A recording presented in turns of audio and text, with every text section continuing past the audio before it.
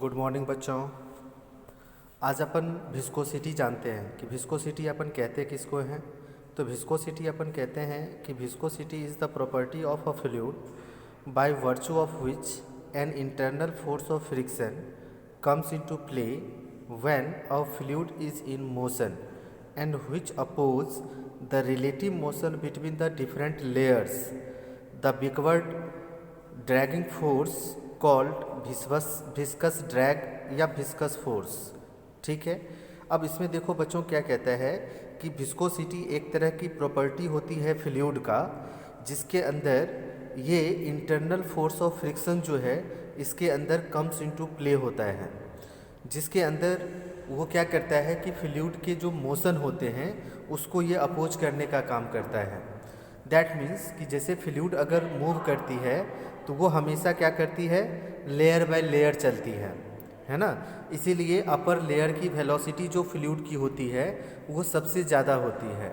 उसके नीचे जैसे जैसे लेयर बढ़ते चले जाएगी उसकी वेलोसिटी डिक्रीज होती चली जाएगी, और जो टचिंग सरफेस ऑफ द अर्थ होगा वहाँ पे उसकी वेलोसिटी नेग्लिजेंसी होती है, मतलब नहीं के बराबर होती है। उसको अपन जीरो कंस्ट्रक्ट करके चलते हैं।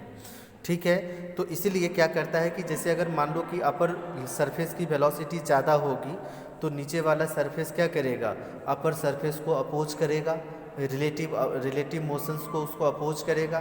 तो वो जो अपोज करता है जिस फोर्स से, उस फोर्स को हम विस्कस फोर्स कहते हैं। ठीक है बच्चों, अब ये ध्यान रखना है अपन को कि इस विस्कोसिटी से अपन को क्या क्या चीज़ें निकल के आती है उसको अपन यहाँ पे एक्सप्लेन करेंगे। तो सबसे पहले हम यहाँ पे आप लोगों को बताते हैं, ये जैसे डायग्राम दिया हुआ है यहाँ पे लेयर का, जैसे फ्लूइड का है, सबसे अपर सरफेस है, मैक्सिमम वेलोसिटी है, उसके नीचे देखो ए सेक्शन बी सेक्शन, इस तरीके से हमने रिप्रेजेंट कर रखा है। और नीचे जैसे जैसे बढ़ते चले जाते हैं just before touching the ground या on the surface of the earth उसकी वेलोसिटी लगभग जीरो हो जाती है, जो फिक्स सरफेस है।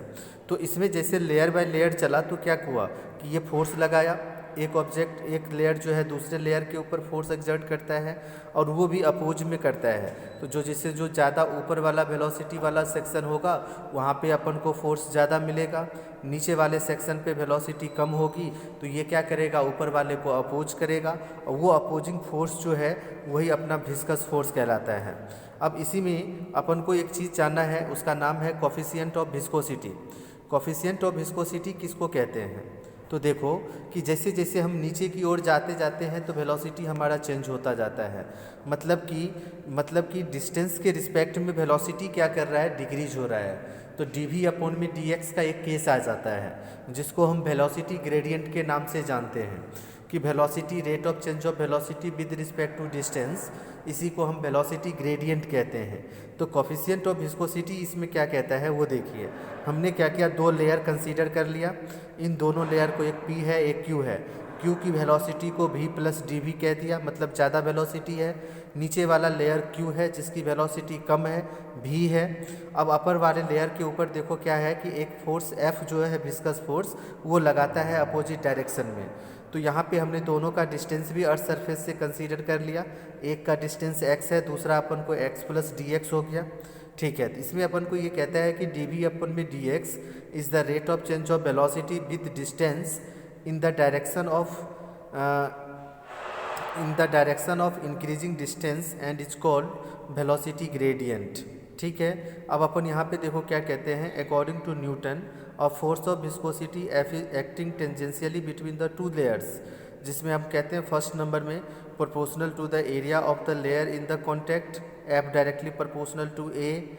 दूसरे नंबर में अपन कहते हैं कि proportional to the velocity gradient, तो डी अपॉन में D X between the two layers, तो F directly proportional to D upon में डी एक्स। ठीक है, तो F directly proportional to A d upon में डी एक्स। तो यहाँ से F इज इक्वस टू अपन कह सकते हैं न्यू ए डी अपॉन में डी एक्स। प्रोपोर्शनलिटी कॉन्स्टेंट को जो ब्रेक किए तो यही न्यू आया। न्यू को यहाँ पे देखो कि नेगेटिव साइन के साथ भी लिखा हुआ है, तो नेगेटिव साइन इसलिए लगा हुआ है क्योंकि ये अपोजिट डायरेक्शन में लगते हैं विस्कस फोर्स, इसीलिए रिलेटिव मोशन को अपोज करता है ये, इसीलिए हम नेगेटिव साइन इसमें यूज़ कर रखे हैं। और ये जो न्यू है, इसी न्यू को अपन कोफिशिएंट ऑफ विस्कोसिटी कहते हैं।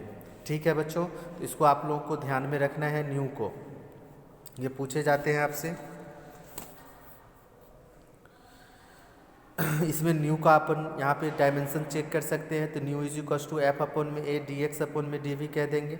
इसका डायमेंशनल फार्मूला हो जाएगा M L minus two M, एक मिनट, एम एल माइनस वन है और टी माइनस वन है। ठीक है बच्चों, तो इसको ध्यान में रखना।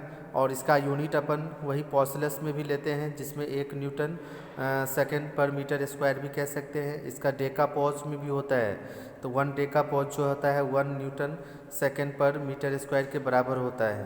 तो ये सब याद रखना है आप लोगों को। ठीक है, इसको पॉइज में भी मेजरमेंट करते हैं। 1 पॉइज जो है 1 सेंटीमीटर पर सेंटीमीटर स्क्वायर के बराबर होता है। तो इसको भी आप लोगों को ध्यान में रखना है बच्चों।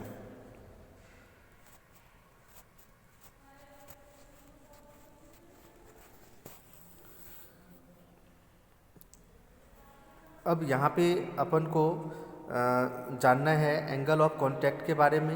एंगल ऑफ कांटेक्ट क्या होते हैं, तो कोई बता सकते हैं? एंगल ऑफ कांटेक्ट का केस है, तो इसमें देखो अपन को एंगल ऑफ कांटेक्ट के लिए ध्यान में रखना है। 1 मिनट,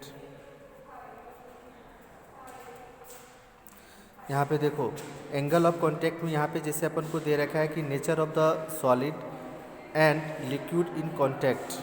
ठीक है, जैसे इसमें देखो अपन को अगर कॉनकेव म्यूनिसस बन रहा है तो थीटा इस तरह से बनेगा।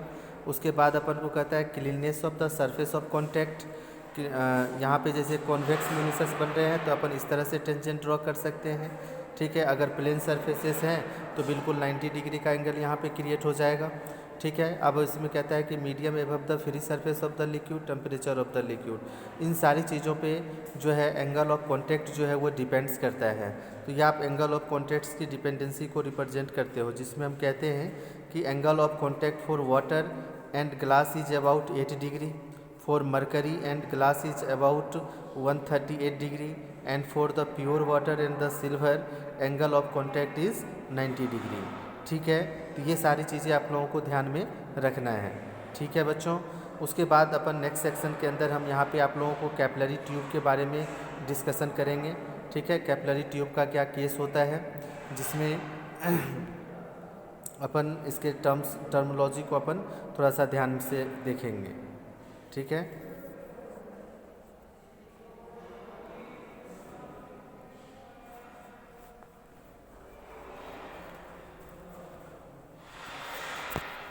और इसमें हम pressure differences across the curved liquid surfaces के बारे में मेन रूप से जानेंगे।